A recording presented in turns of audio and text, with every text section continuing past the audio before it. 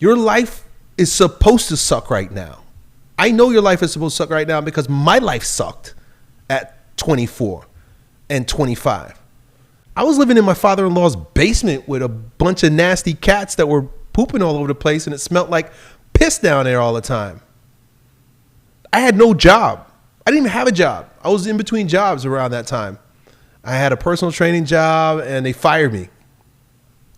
And then I didn't know what to do. My parents left. My parents went down to Florida around that time, and I was still living up in New York. It was a freezing cold winter. I remember that winter. I got fired. It was a cold ass winter, a lot of snow, and I got sick. I got more sick than I think I've ever gotten in my life. It was crazy. I had $10,000 in savings, and it was like, and my wife earned, it was about half of us, you know, because she was a teacher back then too. She was working. And we lost it. That's all I had. I saved that up. Like a bunch of it was from our wedding. I lost it because we were trying to get a house at the same time. I'm telling you about all the shitty things that happened when I was about 25. We were having a baby. The baby was coming, and we wanted to buy a house on Long Island, not too far from my parents. We had $10,000, and then we put it as a down payment on the house, and we were gonna move forward with it. But things changed. Our values changed. Actually, I decided that, you know what, it's better to keep you home. Like you're gonna have to go back to work 3 months after the baby comes if we take this house. And so we asked for the money back from the lady. We thought she was a nice old lady. She said, no. I'm keeping your money and I'm selling the house to somebody else. I was like, I lost all my money. I was sick as a dog. My parents moved and left. I didn't know what I was going to do for my life. I knew I wanted to be a personal trainer. That I knew. I want to be a personal trainer. I mean, I want to be a strength coach. I want to teach people how to get strong. But I had no idea how I was going to do that. I had no money. So we moved down to Florida with my parents. So here I am again now, 25.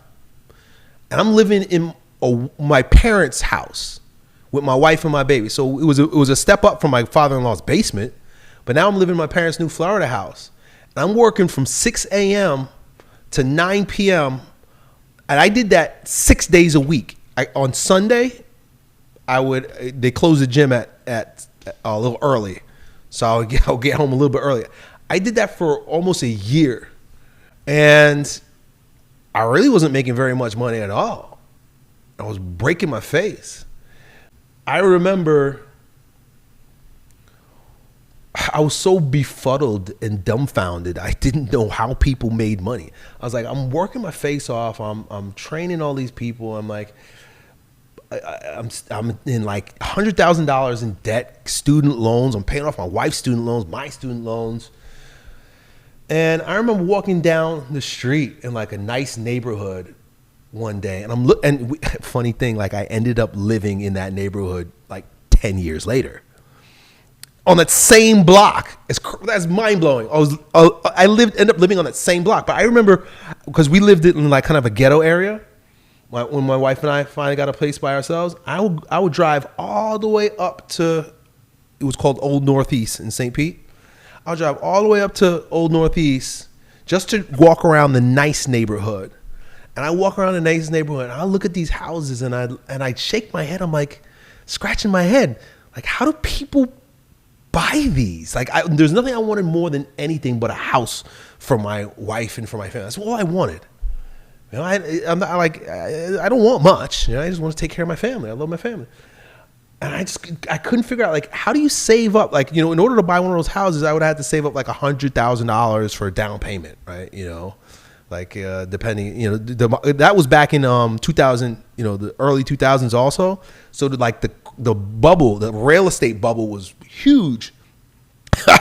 And then right before my life was about to get going, like I started strength camp, the bubble burst, it popped, and then we went into a depression. I don't know if you guys remember, but it was like a recession in 2008. People were losing their houses, they were losing their jobs. Here I am, like just starting out, trying to get clients in a warehouse. I had a little warehouse. Let me tell you about my warehouse gym, my old warehouse gym. You know, here I am, maybe about 27 at the time. And I don't know why this guy leased this to me, but I did not have the money to pay for that damn rent. I use credit cards to pay for my first 3 rents, first 3 months. You know when the credit card companies send you a check in the mail and they're like, hey, all you got to do is sign this check and the money is yours. I signed checks like that and gave them to my, I had like 3 of them, and I signed them over to my landlord. And at the time we were starting to have babies at that time too, man. So I guess, I'm spilling out I'm creating a pity party here with you right now, letting you know that like, yo, bro, my life sucked at 24. Life is hard when you're 14, because I had a hard time between the ages of 12 and 14. I didn't understand the cycles of life at the time. But I thought back, I was like, man, those were some tough times. And I'm like, why am I going through tough times again now? I'm in 24. Then when I turned 36, I looked back and I was like, wait a second.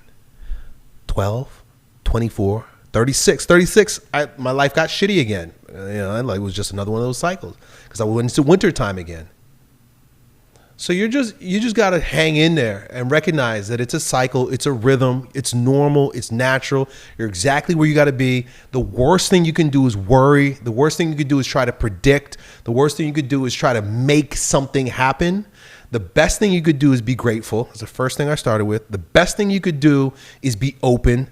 The best thing that you could do is be receptive. The best thing that you could do is love yourself the way that God loves you during this time.